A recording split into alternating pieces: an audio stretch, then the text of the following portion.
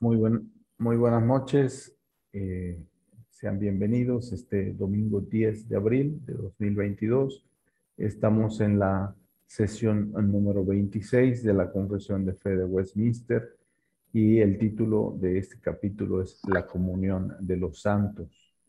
En este capítulo estaremos viendo esta parte que en griego se llama koinonía, la coinonía o la comunión que podemos experimentar como cristianos unos con otros. Y la pregunta sería, ¿de dónde viene esta comunión? ¿Cuál es la fuente de dónde surge la coinonía y las maneras en las que nosotros podemos ejercer esta comunión unos con otros? Y vamos a orar, vamos a pedirle a Dios que nos dirija. Padre Celestial, te damos gracias por esta tarde que nos das la oportunidad de congregarnos por medio de esta plataforma de Zoom y poder compartir este aspecto doctrinal que surge de la Confesión de Fe de Westminster. Ayúdanos a reflexionar en estas enseñanzas y que sean también prácticas que las podamos llevar a efecto, seamos creativos en las maneras en las que podamos nosotros eh, practicar la comunión de los santos. Oramos en el nombre de Jesús. Amén. Amén. Bien, vamos a leer el capítulo 26. Vamos al párrafo A.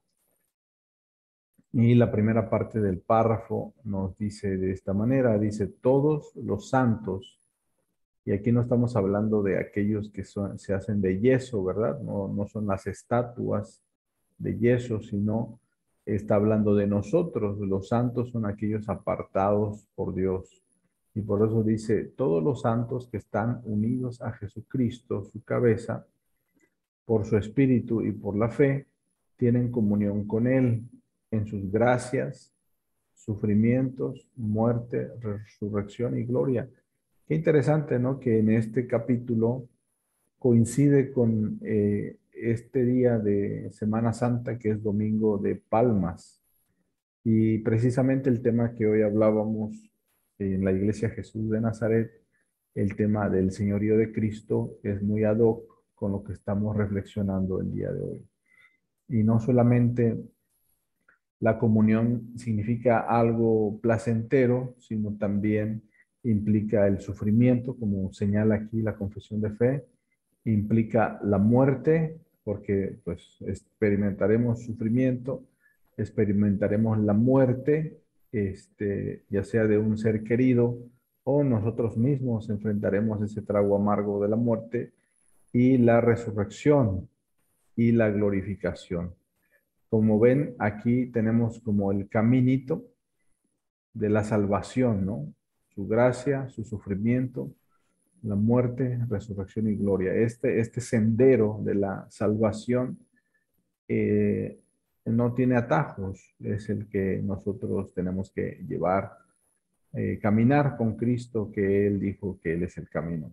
Vamos a ver este primer versículo bíblico base de esta enseñanza el día de hoy y la encontramos en Primera de Juan, capítulo 1, del 1 al 3, en la Reina Valera. Aquí vemos algo interesante, fíjese, me gusta este pasaje, me llama la atención lo que dice este pasaje. Y fíjese, aquí dice lo que era desde el principio, lo que hemos oído, lo que hemos visto con nuestros ojos, lo que hemos contemplado y palparon nuestras manos tocante al verbo de vida, porque la vida fue manifestada y la hemos visto y testificamos y os anunciamos la vida eterna, la cual estaba con el Padre y se nos manifestó. Lo que hemos visto y oído, eso os anunciamos, para que también vosotros tengáis comunión, coinonía, aquí está, con nosotros, y nuestra comunión, vuelve otra vez, verdaderamente es con el Padre y con su Hijo Jesucristo. Fíjese, este texto es maravilloso, podemos ir eh, desglosándolo poco a poco y encontrar un tesoro muy profundo aquí. Y vamos a ver, por ejemplo, aquí si nosotros vemos en el verbo, si aquí dice lo que era, y esto lo podemos nosotros a veces entender como un tiempo pasado. Pero la riqueza de nuestro lenguaje es muy importante, ¿no? Si nosotros quisiéramos decir algo en pasado, por ejemplo, el verbo ser, en pretérito sería fue, pero el autor de Juan no dice lo que fue, dice lo que era. Es el verbo ser en un tiempo que es el imperfecto. El tiempo imperfecto es la conjugación del verbo ser en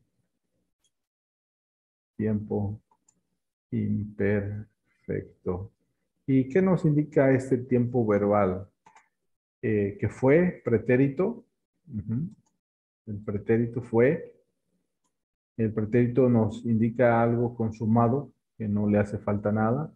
Pero también indica lo que es, o sea, hoy, el presente, y lo que será en el futuro. Por eso se llama imperfecto, porque no se completa. Fue, es hoy y será. Y el texto que nosotros estamos viendo aquí, la palabra nos dice lo que era, fíjese, no sé si me están viendo aquí, lo que era desde el principio. Aquí estamos hablando de el verbo. ¿Y quién es este verbo? Dice, tocante al verbo de vida. Entonces, ese verbo eh, usa, es interesante el lenguaje, ¿no? El lenguaje nos da mucha, mucha luz en el uso del lenguaje. El verbo en griego es el logos, logos. De ahí viene biología, ecología, como el estudio, tratado, ¿verdad? Pero aquí el logos se va directamente a Génesis capítulo 1.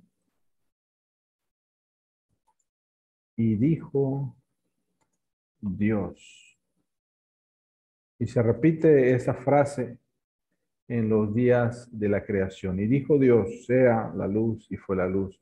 Ese verbo le llaman los teólogos el fiat creativo. Ujú.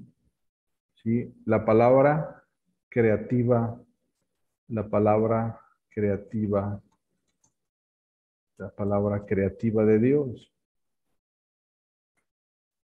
Ajá, esta palabra creativa de Dios es, es la segunda persona de la divinidad, el, el Hijo, el Hijo de Dios, Jesucristo, que es Dios mismo, ¿no?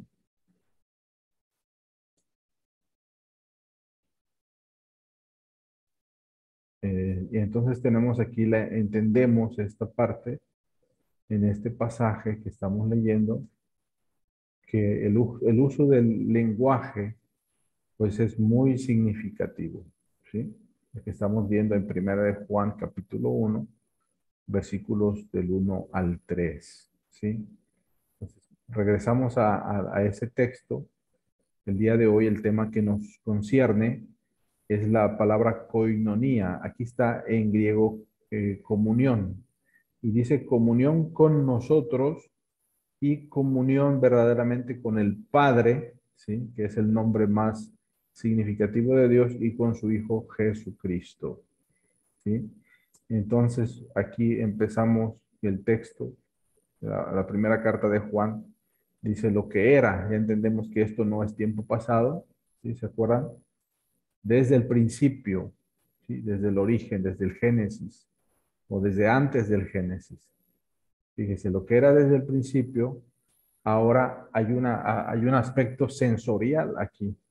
Y el día de hoy hablábamos aquí en la predicación dominical en la iglesia, hablábamos de esa experiencia sensorial con Jesucristo, ¿no? No estamos hablando de algo mágico, sino que los testigos presenciales de Jesucristo, las personas que Jesús escogió, tuvieron esa experiencia con Jesús de primera mano y dejan el testimonio de primera mano, lo dejan por escrito, por eso tenemos testimonio escrito de la palabra en lo que ellos vivieron y lo testifican por escrito. Es como si los pusiéramos en un tribunal y les preguntáramos, ¿qué viste de Jesús? ¿Qué oíste de Jesús? ¿Qué hizo Jesús? ¿Qué dijo Jesús?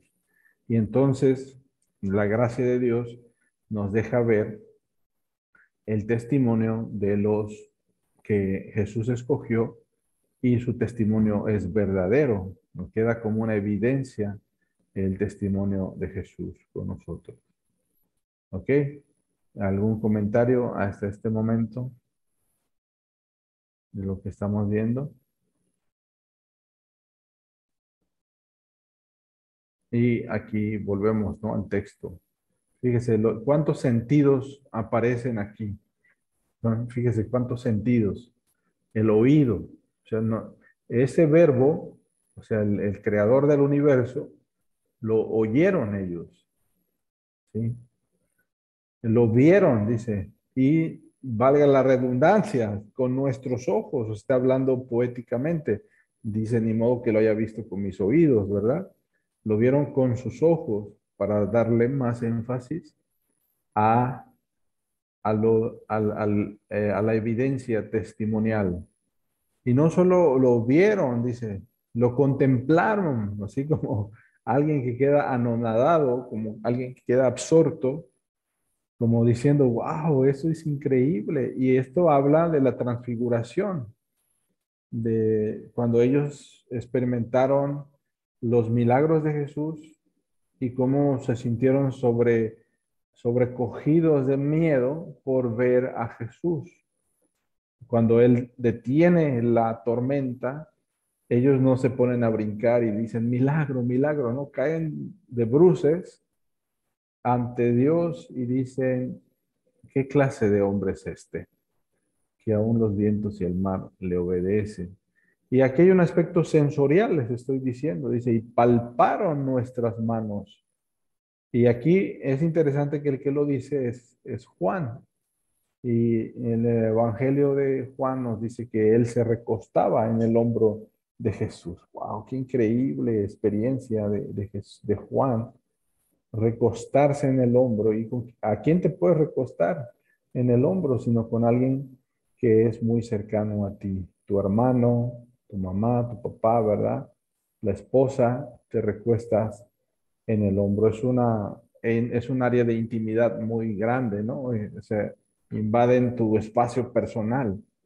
¿A quién dejas entrar a tu espacio personal? ¿Sí?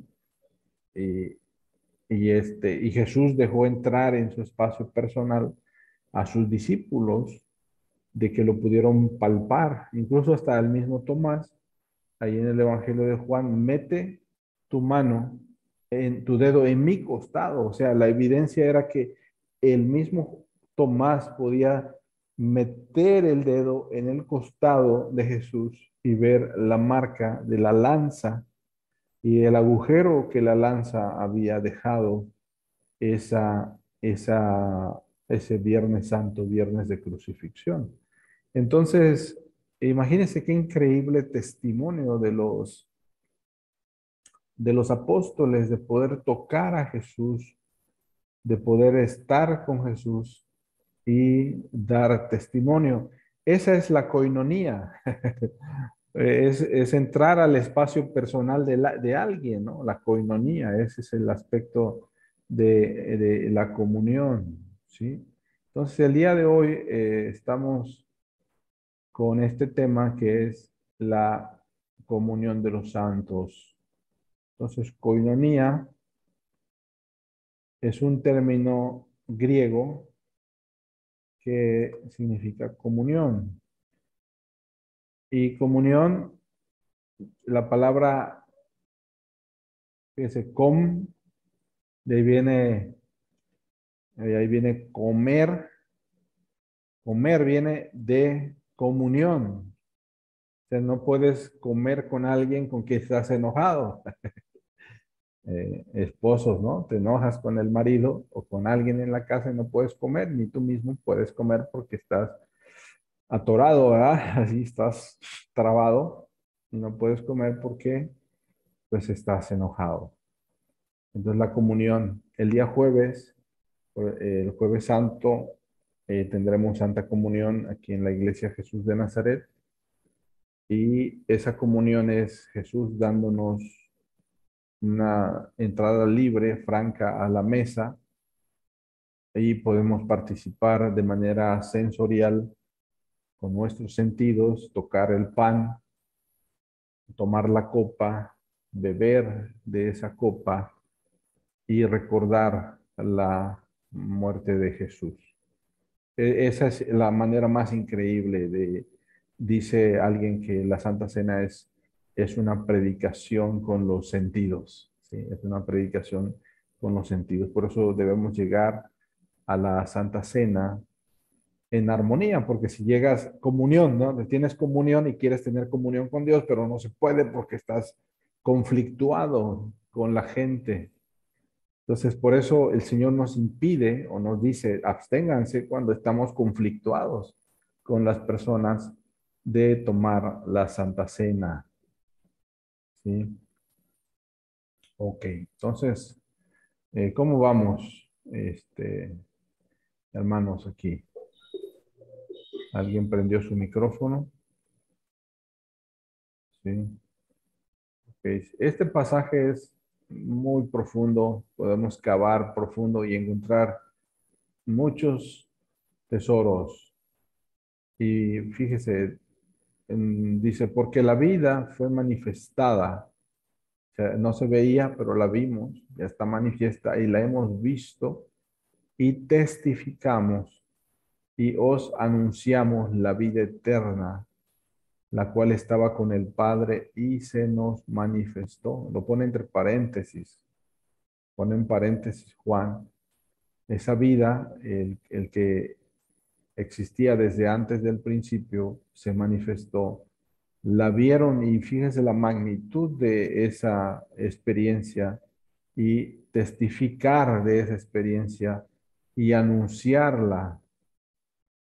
Y está hablando acerca de Jesucristo. Y esto habla de comunión, es decir, es algo muy interesante que si tú vas a Indonesia o Alemania, a España y ves a alguien que tiene una Biblia y que tiene un estudio bíblico y que va a una iglesia y tú dices, yo quiero ir a tu iglesia, ¿no? Yo quiero, y llegas allá y oyes la predicación y dices, esto es lo que creemos en México también, ¿sí? Y es interesante ver cómo desde esa perspectiva, pues podemos, aun cuando las barreras de cultura e idioma nos separen, podemos llamar hermanos a gentes de otros grupos étnicos, de otras razas, porque ellos eh, confiesan a Jesucristo también. Bien, no nos detenemos más en este primer párrafo, vamos a seguir avanzando y nos dice de esta manera la segunda parte del párrafo 1 dice, y estando unidos unos a otros en amor, tenemos comunión en sus mutuos dones y gracias. Estamos unidos unos a otros. Y aquí vamos a encontrar unos textos bíblicos que nos dan déjeme encontrar la copia de la confesión de fe que tenía por acá. Pero ahí podemos encontrar en Romanos capítulo número 12.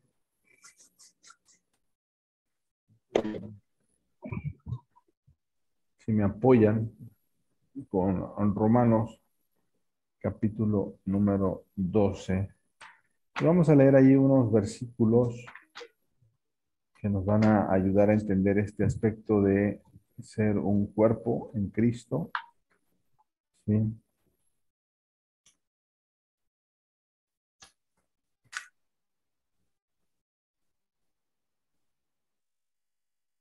en el capítulo 12, versículo 4,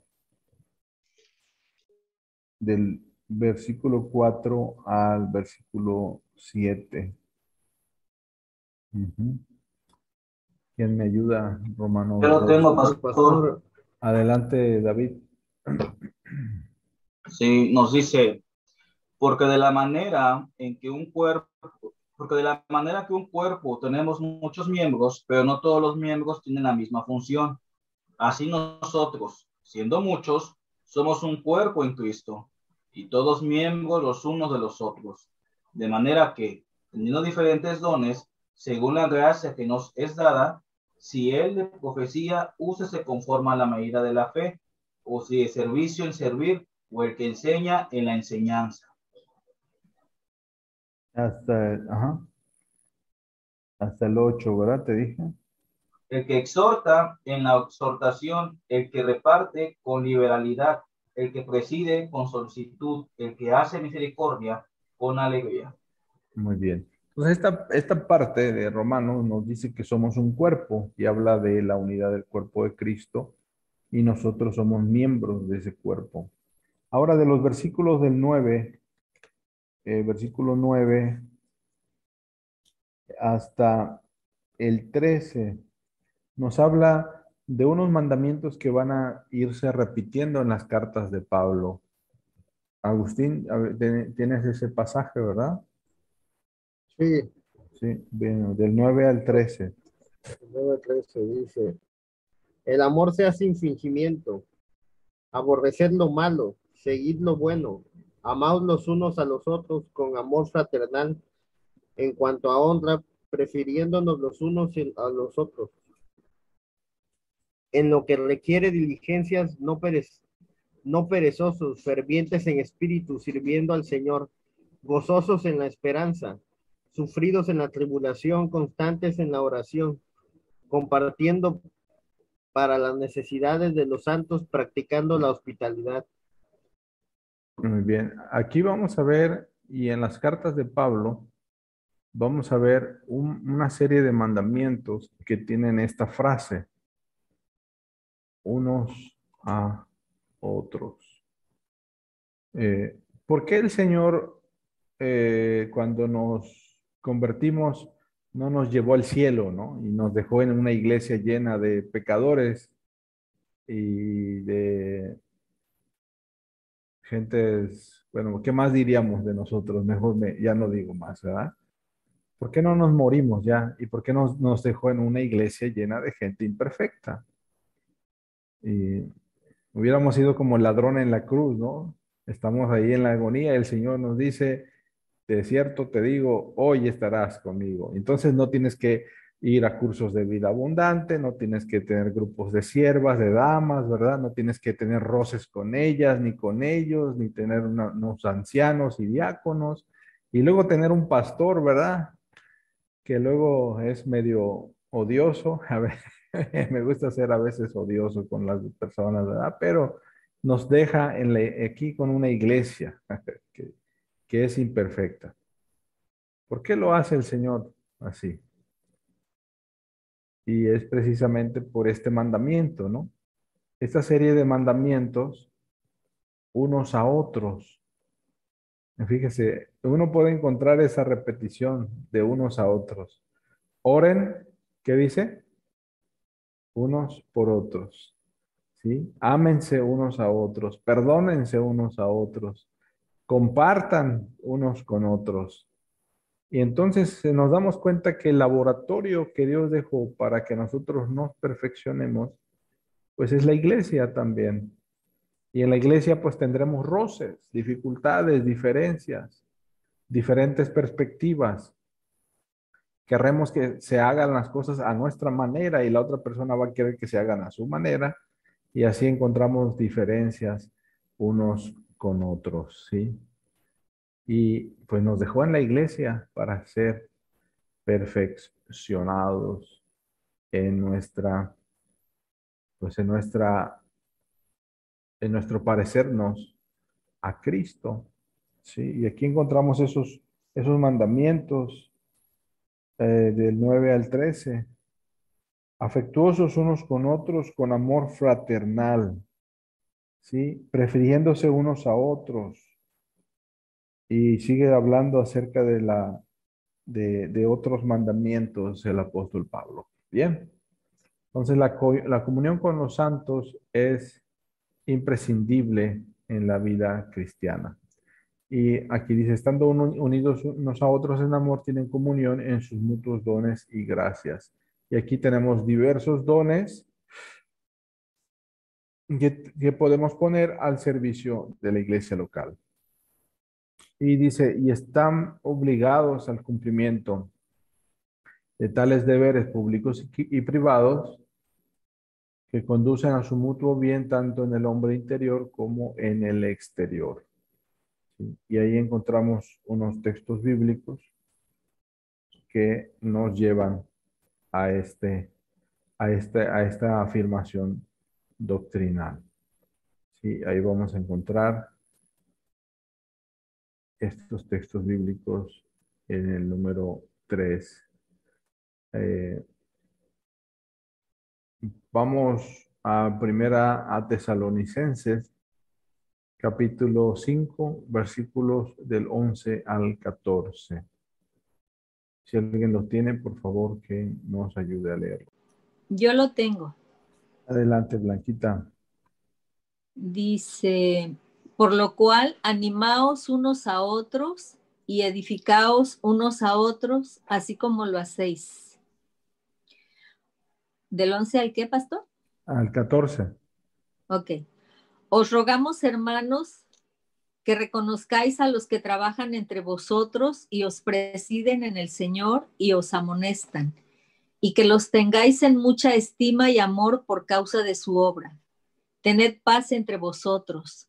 También os rogamos, hermanos, que amonestéis a los ociosos, que alentéis a los de poco ánimo, que sostengáis a los débiles, que seáis pacientes para con todos. Wow, ¿cómo ve, Blanquita? ¿Por qué nos Pues dejó Dios con una iglesia así, verdad?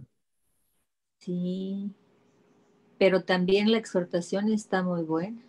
Debemos sostenernos unos a otros. Sí, sí, eso es muy importante. Y yo creo que tanto Península Viva como Jesús de Nazaret, pues necesitamos de esos hermanos que llaman, oye, ¿cómo estás? Que van a ver a aquel que está enfermo, que oran por aquel que está en alguna necesidad, se solidarizan Sí, en el luto, ¿verdad? en todo. En todo. Fíjese, en el 14 habla muy fuerte. Sí. ¿Qué debemos hacer con los indisciplinados? ¿Qué dice? Amonestarlos. Dice Am- también, rogamos, hermanos, que amonestéis a los ociosos. wow. Y Sí, nos crea problemas esto, pastor. sí, debemos hacerlo. Quizás más adelante. Hay personas que me han dicho, bueno, que no les gustó que se les llame la atención, pero después vienen y dice, pastor, tenía usted razón. Ok. Bien, pues no queremos tener la razón, sino queremos que el cuerpo de Cristo sea sano. Ok. Este, vamos con el siguiente párrafo. Ok, déjenme aquí compartir. Bien. En el segundo párrafo, los santos por profesión. Seguimos en ese punto, ¿no? ¿A quién se refiere a los santos? ¿Se acuerdan? Ok, vamos a borrar aquí. A nosotros, ¿no? A nosotros. Exacto. Se refiere a nosotros. Entonces, ¿qué pensamos cuando se dice que alguien es santo, no? Decimos santo, pues alguien que ha alcanzado una cualidad moral.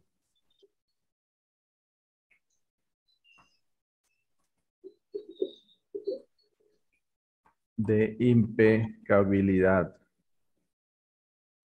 que no peca, ¿no? Alguien que decimos, no, pues, ¿quién es santo, no? Pero no es cierto, o sea, no, un santo no tiene que ver con esto, sino más bien es una posición. Es una posición en Cristo. Es decir, elegidos, ¿no? Somos elegidos y apartados para Cristo. Le pertenecemos. ¿Se acuerdan? El día de hoy pertenecemos. El día de hoy vemos que el Señor indica alguien que ejerce, es alguien que ejerce derechos de propiedad. Y ese es Cristo, ¿no? Él ejerce derechos de propiedad con nosotros, y cuando dice santo, quiere decir pues, que le pertenecemos. Aquí le pertenecemos a Jesús. Y no es que hemos alcanzado una cualidad moral que nos hace mayor o superior a los demás. Y regresamos pues a nuestra presentación, que se refiere a todos los cristianos, los santos. Y nos dice, los santos por profesión están obligados a mantener una comunión y un compañerismo santos en la adoración a Dios y a realizar otros servicios espirituales que promueven su edificación. Y esta es una obligación. Esta obligación surge del amor, no surge de el deseo de ganar nosotros pues ganar puntos, ¿no? Para ganarnos el favor de Dios. Estamos obligados porque el amor de Cristo nos obliga.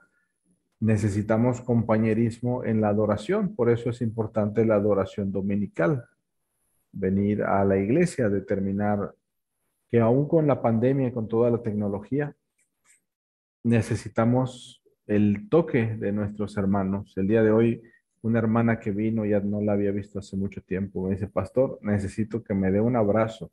Pues con todo gusto, le doy su abrazo, ¿verdad? Y ese, según dicen por allá, en las redes sociales, que necesitamos unos 8 abrazos diarios por lo menos para nuestra cuota de amor. Y la iglesia es ese lugar donde podemos hacerlo de manera segura, sin doble intención, ¿verdad? Ok. Y vamos aquí a los textos bíblicos que nos hablan, a ver quién me ayuda aquí en el inciso B. Si alguien encuentra un texto bíblico que está al pie de, del, de nuestros párrafos. Sí, aquí lo tengo, yo lo apunté, a ver si lo podemos ver. Este me gusta también, este es un texto que me gusta mucho. Y vamos a ver ese texto. Está en Hebreos. Vamos a ver. Hebreos capítulo 10, versículos 24 y 25 en la Reina Valera. Y dice, considerémonos unos a otros para estimularnos al amor y a las buenas obras. Fíjese, otra vez viene esa frase, unos a otros. ¿Sí? No dejando de congregarnos como algunos tienen por costumbre. Y esto es porque alguna gente diría, yo no necesito a la iglesia, yo puedo ser cristiano en mi casa. Sino exhortándonos, sino exhortándonos, y tanto más cuanto veis que aquel día se acerca. ¿A qué se referirá ese aquel día se acerca? ¿De qué está hablando el autor de Hebreos? De la venida del Señor. Así, exactamente, Martita. El día de la venida del Señor está cerca. Y tiene razón, ¿verdad? Porque el día de ayer estaba un día lejos, hoy está un día más cerca y el día de mañana estará un día más cerca y así sucesivamente hasta que Él llegue de manera inesperada. ¿Sí? Eh, alguna vez, bueno, es importante que nosotros tengamos esa comunión dentro de la iglesia y practiquemos ese tiempo de adoración dominical, de venir a la iglesia, de vernos, de tomar café juntos, de tener un grupo de estudio entre semana. Eso nos va a ayudar mucho. Ok, vamos al siguiente párrafo. Creo que van a haber otros pasajes bíblicos, pero ahorita me van a ir ayudando para encontrarlos. ¿Sí? Y dice, y también socorrerse los unos a los otros en las cosas externas, de acuerdo con sus diferentes habilidades y necesidades. Esta comunión debe extenderse según Dios presente la oportunidad a todos aquellos que en todas partes invocan el nombre del Señor Jesús. Y por ejemplo, hace unos días vino una chica ucraniana que conocimos en un concierto de la Orquesta Filarmónica aquí en la Iglesia Jesús de Nazaret. Y ella nos dijo, el pastor de mi iglesia me dice que hay algunas personas de la iglesia que no tienen trabajo, hay niños que no tienen que comer. Vamos a hacer un concierto para levantar fondos y podría parecer muy difícil, ¿no? Enviar desde México una ayuda, una ofrenda monetaria a nuestros hermanos de Ucrania, pero lo podemos hacer, ¿no? Pues se puede hacer y ya está programado un concierto para levantar fondos y apoyar a algunos hermanos. Quizás no aliviemos al 100% el sufrimiento que están experimentando, pero sí nos ayuda a, a mostrar el amor de Jesús a los que nos rodean. Y es lo que nos dice esta parte, ¿no? Socorrernos unos a otros en las cosas externas y con las diferentes habilidades y necesidades. Y también, cada vez que se presente la oportunidad, llevar esa ayuda a todos los que en todas partes invocan el nombre del Señor Jesús. Si alguien me ayuda con el versículo bíblico que está al pie de la página de este párrafo número 2, en la segunda parte, el segundo párrafo del párrafo 2, o inciso B. Hechos 2, 44 y 45. Ok, Normita, adelante.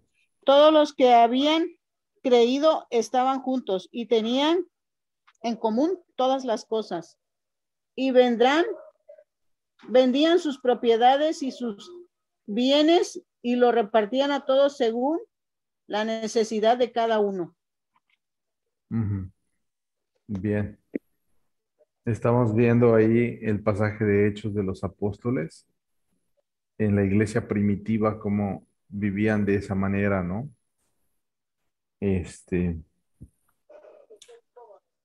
Y compartían con los que tenían necesidad. ¿Qué efecto produce esta solidaridad? Yo creo que ustedes ahí en Península lo han hecho con una mujer que tiene cáncer, ¿no? Pero sí he visto cómo se solidarizan, Joel. Matilde. Matilde, sí, sí, sí. Y el efecto que produce, ¿no? Que el cuerpo de Cristo, se extienda, ¿no? Hacia ella y al que padece necesidad. Ok, vamos al siguiente párrafo.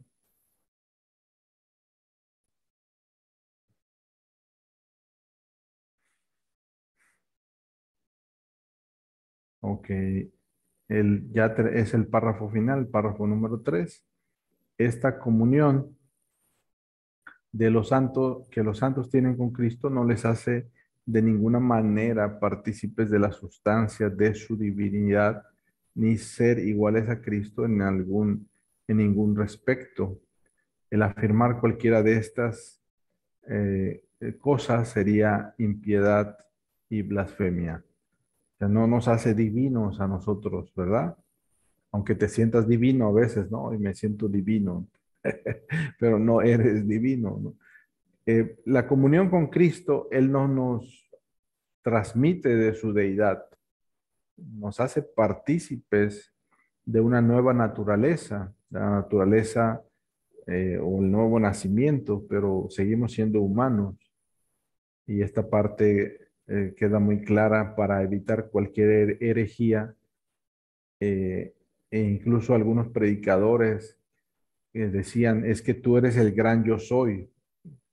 Tú dices yo soy, pero esa frase yo soy corresponde solo a Cristo, ¿no? De decir yo soy el gran yo soy, ¿no?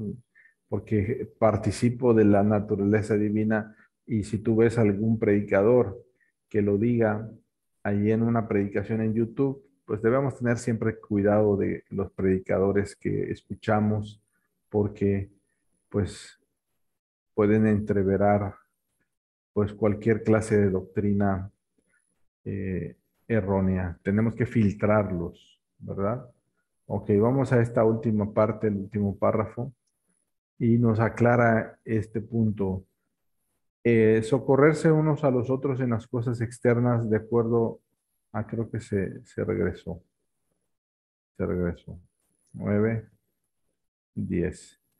Tampoco la mutua comunión como santos invalida ni infringe el título o propiedad que cada hombre tiene sobre sus bienes y posesiones.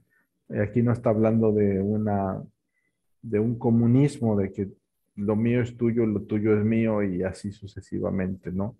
Fíjese que dice uno de los textos bíblicos al final de este párrafo, dice, el que hurtaba, no hurte más, sino trabaje, haciendo con sus manos lo que es bueno, para que tenga que compartir con el que padece necesidad.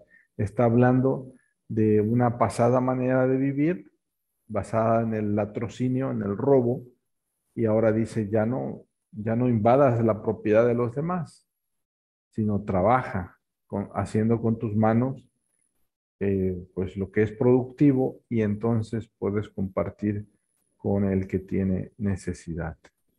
Y así termina este punto, el punto número 26, capítulo 26 de la comunión de los santos aquí en la Confesión de Fe de Westminster. Bueno, esto sería todo para el día de hoy. Si hay algún comentario respecto a la comunión de los santos, pueden abrir sus micrófonos y compartir cualquier pensamiento o inquietud que tengan. ¿Algún comentario final? Sí, pastor.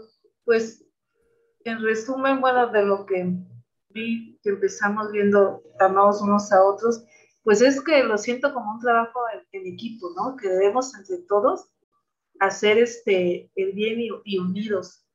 Me gustó mucho todas estas características que debemos de tener, de amonestar al ocioso, de alentar a los que tienen poco ánimo, de sostener, y la que se me hace también igual de importante, y creo que yo las primeras tres me siento pues que un poco más fácil, que la de tener paciencia, ¿no? Hay que trabajar mucho en eso, con la paciencia. Sí. Gracias, Carmen. Qué buena contribución. Entonces, Bien. ¿Alguien prendió su micrófono, Joel? ¿O alguien más? Sí. Tal vez solamente insistir en parte de lo que tú has dicho. Creo que el efecto es inversamente proporcional. Entre más tiempo permanecemos en la iglesia, a veces pareciera que más ganas nos dan de salir. Y nos cuesta trabajo comprender que la comunión de los santos no es el cielo en la tierra, sino la escuela de la vida que Dios nos ha dado para ser perfeccionados. Y entonces, pues se trata de ser, primero tener el ánimo, la disposición y ser valientes y enfrentarlo como un verdadero reto que es siempre poniendo los ojos en nosotros mismos, no en los demás. Es decir, ¿de qué manera tengo yo que ser transformado para ayudar a que mi iglesia funcione? Y no tanto para, pues, a quienes de mi iglesia tendría yo que cambiar para que mi iglesia funcione mejor, ¿no? Yo creo que sería mejor cuando ponemos nuestra vista en nosotros mismos. ¿Qué cosas tengo que estar haciendo yo para ayudar? Es cierto, a mi lado pueden haber algunos que sean más maduros o más inmaduros, pero la responsabilidad la tengo sobre mí mismo, ¿no? Entonces yo creo que ese capítulo de la comunión que pueda darse no es en el sentido de que no haya diferencias, sino a pesar de ellas, ¿no? Entonces, quiero comentar. Muy bien, gracias. David Sosa, levantaste la mano. Sí, pastor, gracias. Realmente es hermoso la comunión. Primeramente vemos que iniciamos con la comunión del Padre y de Jesucristo. Precisamente hoy, en la clase de vida abundante, les mencionaba a los chicos este verso que dice, si guardas mis mandamientos, o si me amáis, guardad mis mandamientos. Si ustedes perseveran en mí, yo estaré en ustedes. Y voy a estar parafraseando unos versículos que Jesús le dice a sus discípulos, los que están oyendo. Y eso, ahí es donde iniciamos, vaya, en la comunión con el Padre, en la comunión con el Hijo. ¿Qué tanto está nuestra comunión con Dios para que podamos nosotros hacer impacto con la comunión en la iglesia? Si tú no tienes una buena comunión con papá, es muy difícil que tú puedas tener una buena comunión con el prójimo.